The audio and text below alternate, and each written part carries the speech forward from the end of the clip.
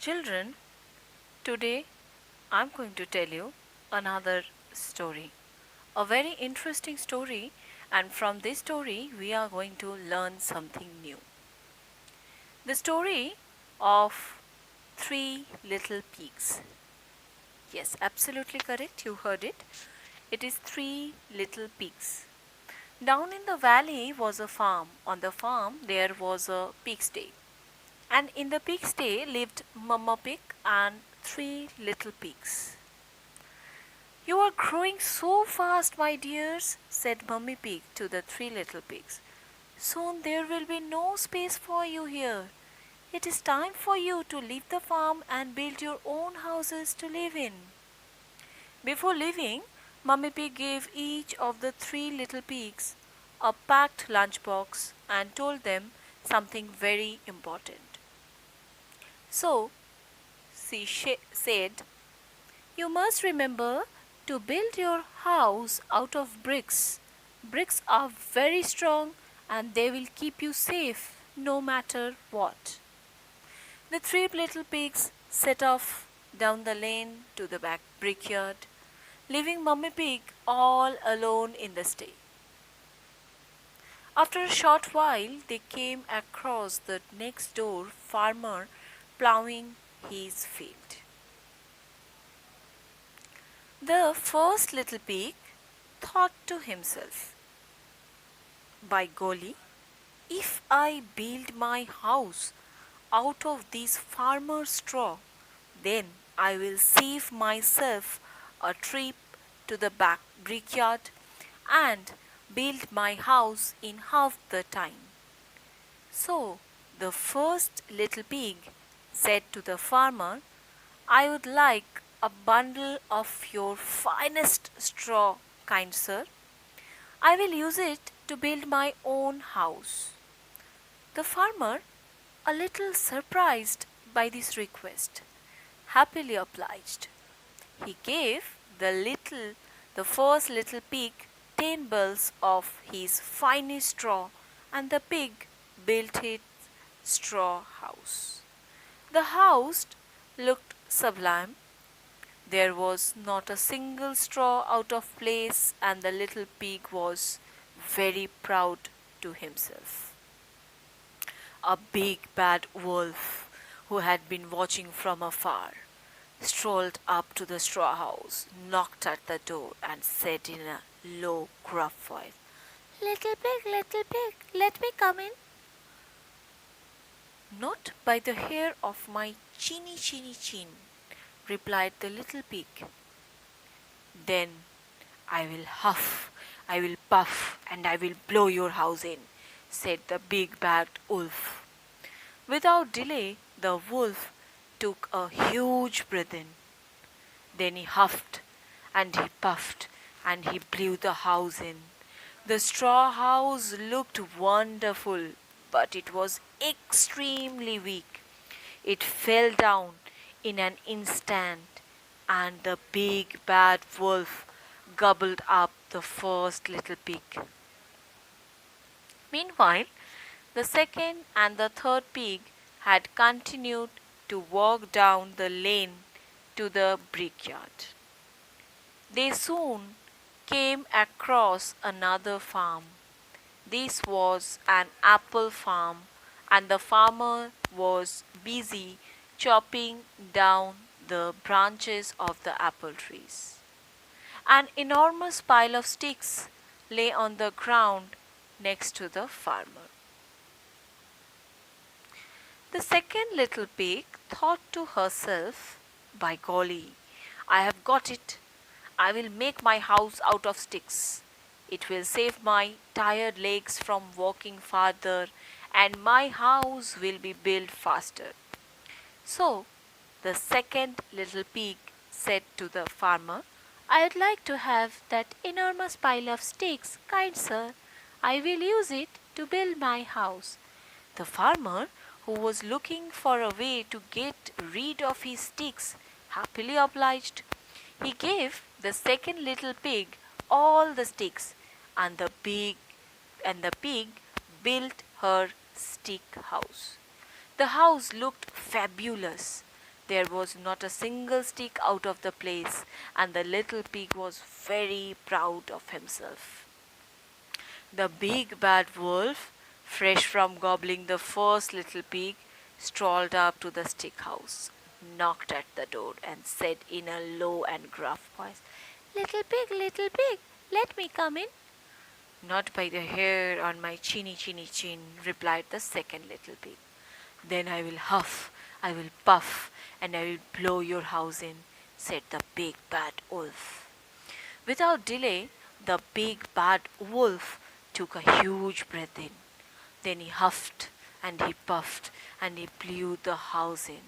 The stick house looked superb, but it was extremely weak. So it fell down in an instant, and the big bad wolf gobbled up the second little pig. Meanwhile, the third little pig had made it all the way to the brickyard. He went up to the man in charge of the yard and said, "Hello, kind sir. I would like a large pile of your bricks to build my house." The man, who, as it turned out, was extremely generous, happily obliged. He gave the third little pig all the bricks he wanted, and the pig built his brick house. The house was not only looked tremendous, it was extremely strong. The third little pig had taken the time to build his house well, and he was extremely proud of himself. The big bad wolf, fresh from gobbling the second little pig, strolled up to the brick house, knocked at the door, and said in again a low and gruff voice, little pig, let me come in."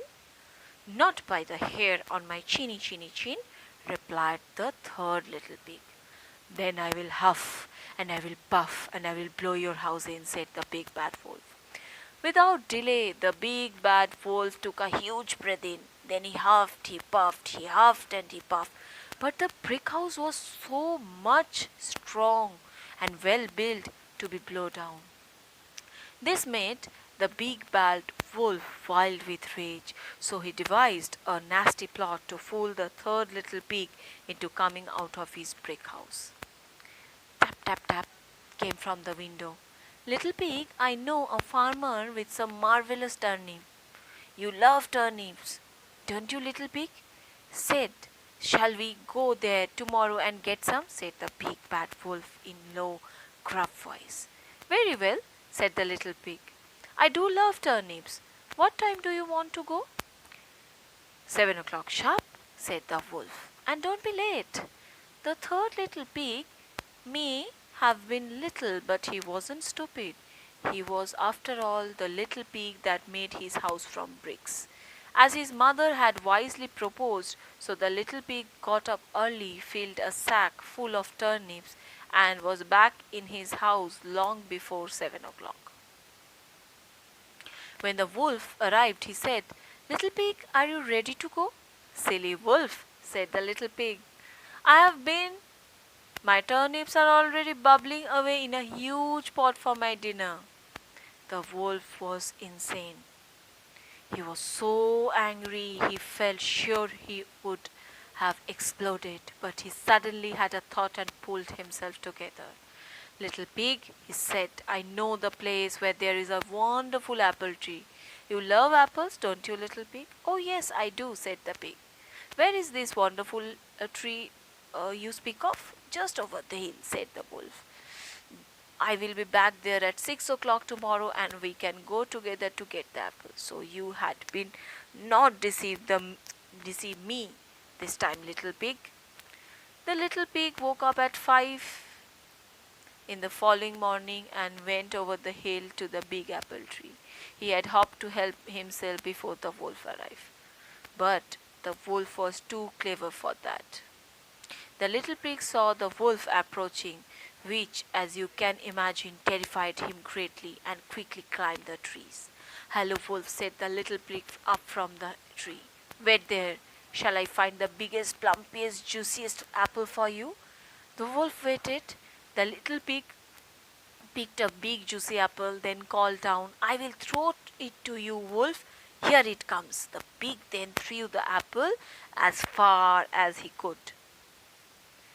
And while the wolf was away collecting the apple, which took a long time, the little pig jumped down from the tree and ran safely home to his brick house.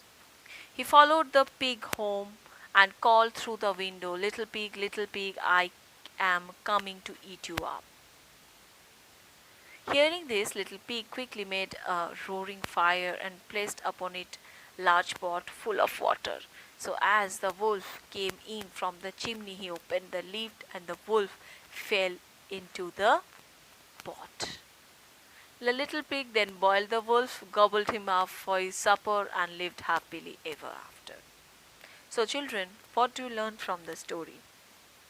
We have learned from the story that we should always work hard. We should not find out an easy way to do anything. We should always listen to our elders because they always give us the best suggestion for our life.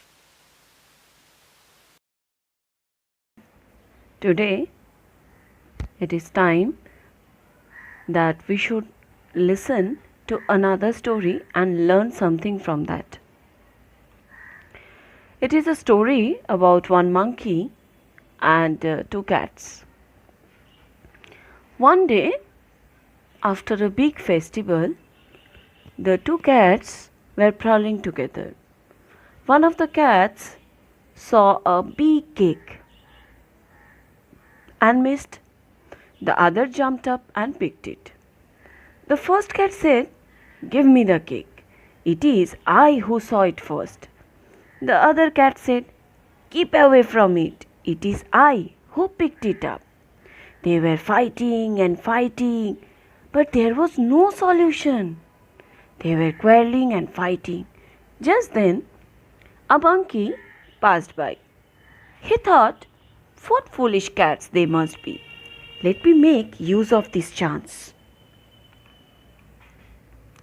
He came to the cats and said in a loud voice, "Don't fight. Let me share the cake with you both." The cake was handed over to the monkey. The monkey cut the cake into two parts. He shook his head and said, "Oh, one is bigger, one is smaller." He had a bite of the bigger and now said, "Oh, this has become smaller now." He ate from the other and thus he went on eating from part to part, finally finished the whole cake. The poor cat was standing and watching this. There was nothing to be done because they have already given it to someone else and they were busy fighting with each other. The poor cats were felt very, very disappointed. So children, what do you understood or learn from the story? Can you tell me? Yes, sometimes we fight with each other, sometimes we quarrel with each other. But that time what happens? Someone else gains the thing.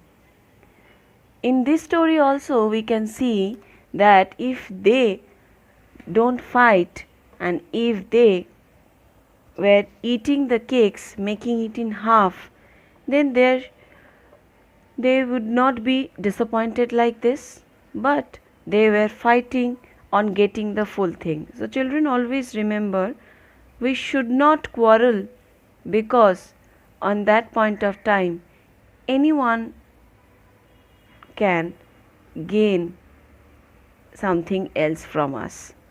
Children, I have told you many stories, and from the stories we have learned many things. Now it is time for you to find out the morals on your own. So I have given you a picture and the name of the story is The Ugly Duckling. I have given you two images on the story. Find out, listen to the story, find out the story and find out what will be the moral of the story. I have given you another story. The name of the story is The Country Mouse and the City Mouse. Find out the story, listen to it. It is a beautiful story, and from this story also you can learn something new. So find out what will be the moral of the story or what you should learn from this story. Thank you, children.